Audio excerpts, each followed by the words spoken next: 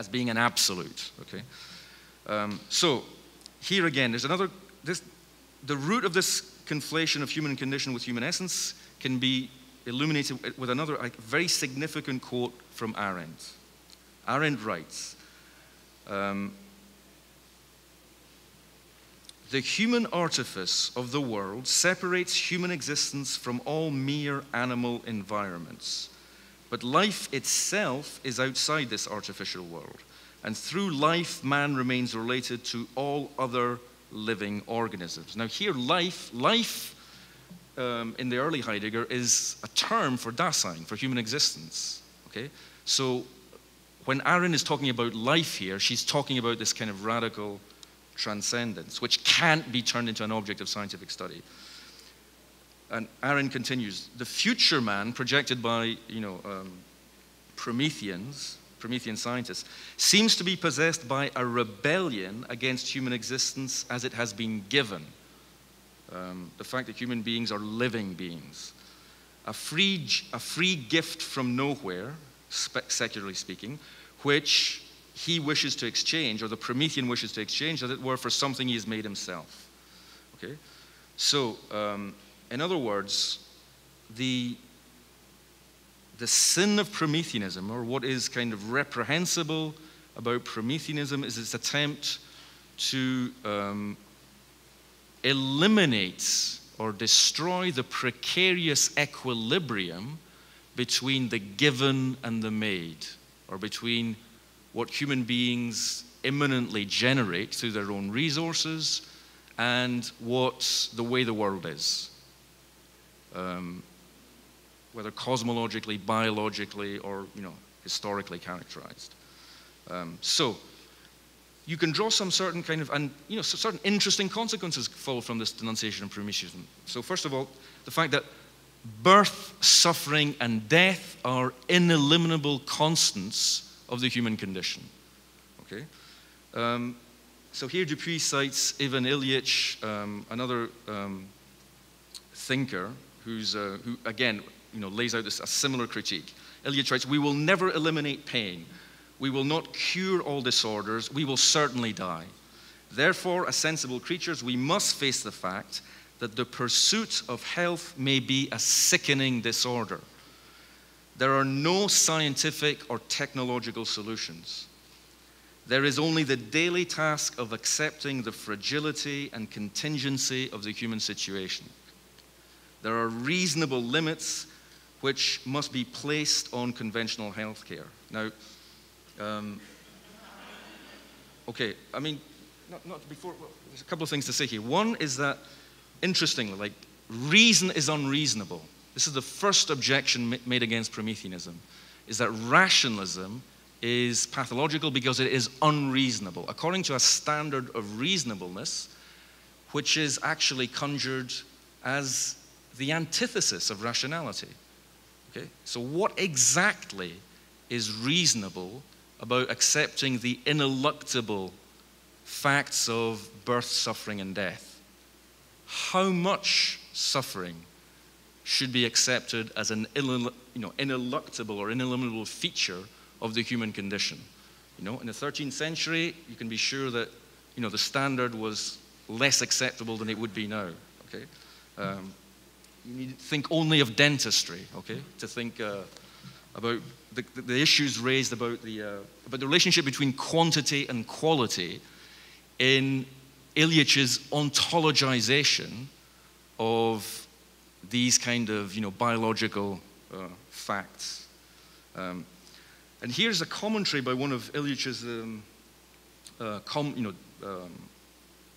disciples. Okay, again a very interesting quotation. It says, "What Jesus calls the kingdom of God stands above and beyond any ethical rule and can disrupt the everyday world in completely unpredictable ways.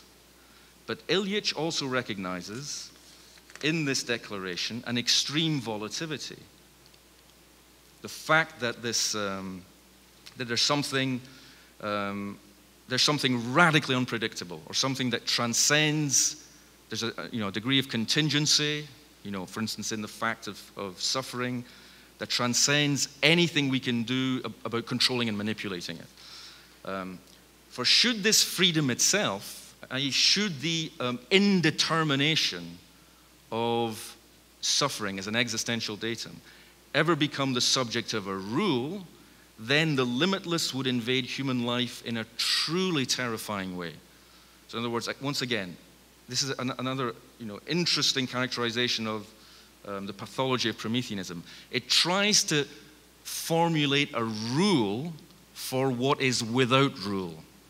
It tries to conceptualize or organize that which is unconceptualizable or that which is beyond every register of organization.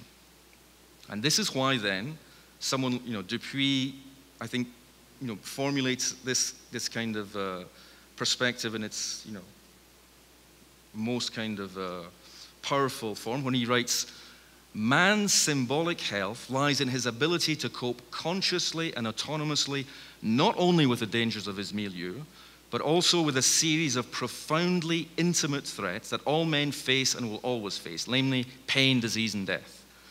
The sacred played a fundamental role in this. The modern world was born on the ruins of traditional symbolic systems, in which it could not see anything but arbitrariness and irrationality.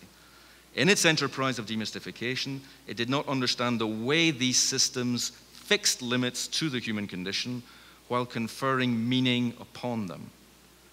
When it replaced the sacred with reason and science, it not only lost all sense of limits, it sacrificed the very capacity to make sense. In other words, our ability to make sense of our lives and of our own existences. One cannot make sense of what one seeks only to extirpate. If the naturally unavoidable finiteness of the human condition is perceived as alienation and not as a source of meaning, do we not lose something infinitely precious in exchange for the pursuit of a puerile dream?" In other words, what is infinitely precious is the facticity of human existence that exposes us to disease, to suffering and death. This is infinitely precious. Okay? This is the root of all religion, okay? The claim that you're suffering for a reason. Be very wary when someone's telling you you're suffering for a reason, okay? So the nub of Dupuy's philosophical case against the Prometheanism he detects in this NBIC program can be traced back not only to Sartre but to Cartesian dualism and the mechanical philosophy to which it gave rise. So the component and the contemporary philosophical complement to this metaphysical research program is the attempted mechanization of the mind, which underwrites much of cognitive science. Now, there are lots of debates about, degree to which, there are lots of different paradigms competing in cognitive science, and the computational paradigm has been subjected to, numerous influential philosophical critiques. And Dupuy is aware of this, but he still thinks that even things like connectionism still concede too much to this computational paradigm of the mind. This mechanization of the mind, this attempt to naturalize the mind by understanding it as a part of nature. In other words, if nature itself is just this vast mechanism, or this kind of, if one has a liberal sense of kind of machinery, you can allow for very sophisticated and ingenious understandings of, mechanical causation. But you can integrate the mind into this mechanized nature through this computational paradigm. But it generates an immediate paradox. And the paradox is this. And again, this is Dupuy writing.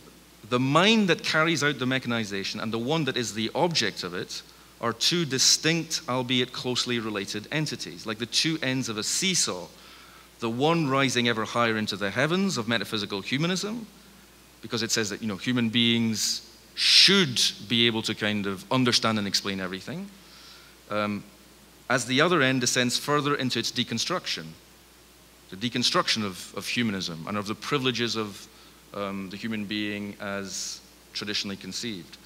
For man to be able as subject to exercise a power of this sort over himself, it is first necessary that he be reduced to the rank of an object, able to be reshaped to suit any purpose.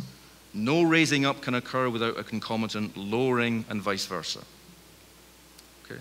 So the upshot is this, is that the more we, and it's very simple, like the more we understand, the more we understand ourselves as part of nature, the more we successfully objectify ourselves as mechanisms, as very complicated mechanisms, the less able we become to delimit ends or purposes for ourselves. Because we no longer know, if we're no different from any other more or less complicated natural mechanism, then what is the point of all this explanation and understanding that we're engaged? Why are we trying to understand everything? What is the point of understanding ourselves if by understanding ourselves we understand that all the points that we elaborate to make sense of ourselves, the purposes through which we traditionally oriented ourselves towards the future, are themselves senseless. They're just mechanisms. So this is the paradox, is that the more human beings understand themselves, the more we understand ourselves as just another kind of, contingently generated natural phenomenon, the less able we're able to define, say, what we should be. Because you've deprived yourself of the normative resources you need to be able to say, this is better than that, it's better to be like this than to be like that. Okay?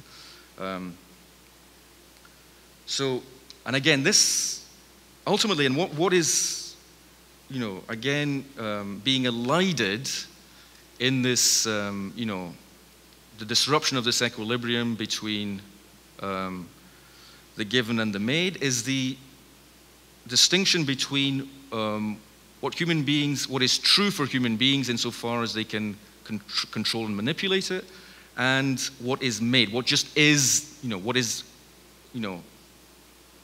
the way it is by virtue of its essence.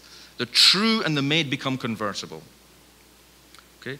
Because only what is made can be truly known. This is, again, why Marxism, a philosophy that asserts the primacy of practice and of cognition as another kind of practice, is guilty of eliding the distinction between what is made and what is known. Only what is humanly knowable must have been humanly made. Okay, so how much time do I have? I can wrap things up fairly.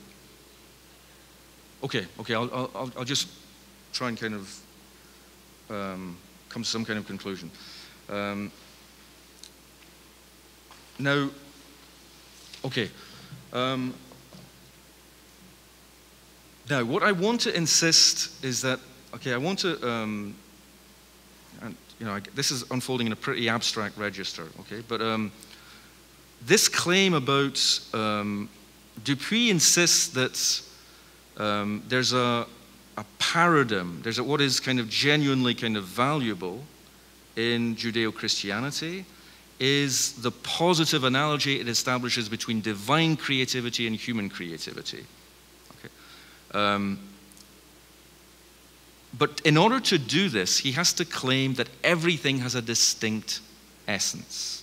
And he reiterates the tale of the golem. Okay, there's he says it's a mistake.